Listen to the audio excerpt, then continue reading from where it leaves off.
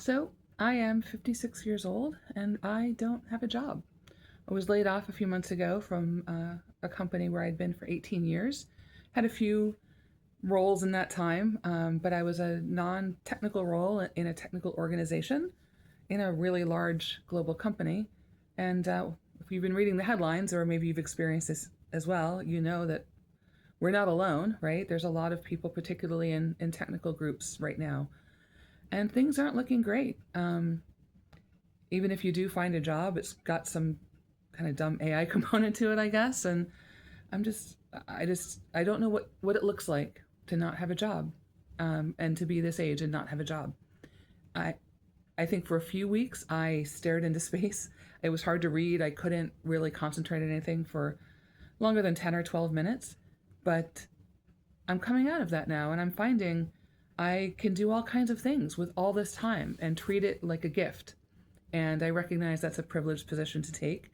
My husband is working and he does enjoy his job very much. And I have the blessing of having that view that I can look at this time as a net positive in my life. I don't say that I'll never work for pay again. I'd like to. This might end up being a sabbatical more than retirement. But in the meantime, I want to know what it's like to build a life and be a person and be not have my primary identity be goes to work, returns to office, badges in, you know, rah-rahs at the town halls or whatever. What is it like to be a person who can read, who can volunteer, who can, be a good friend again? What is it like to have that kind of space and carve that out?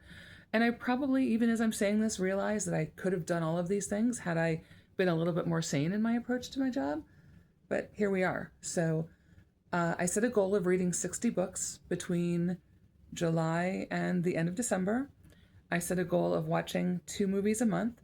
Some of the movies are funny because like they're years old. I didn't have time for a lot of movies. I'm trying to take some classes. I'm taking a calligraphy class coming up, which is fun. I'm taking sewing lessons. There's recipes I want to try.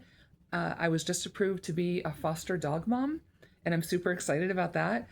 And I just want to document this. And what does it look like at 56 years old to be jobless, but creating a great life without that corporate structure and corporate input? Who is Marcia when she's not work Marcia? I'd like to know Marcia again. It's been a long time since I've seen her. And I hope you'll join me. And if you've been laid off at this stage of midlife, what are you doing? How are you making it work? Like what did you go through to kind of get to a place where you felt okay about it? What did you do? Basically, give me some advice. I'm looking for advice. And we're going to talk about the books and the movies and the recipes and having nice days and not doom scrolling this time away. I think that doom scrolling only serves the doomers, the people creating the doom, because it just depresses us and makes us unable to act.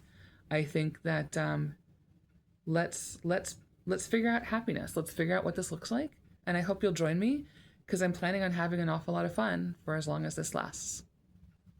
Talk soon.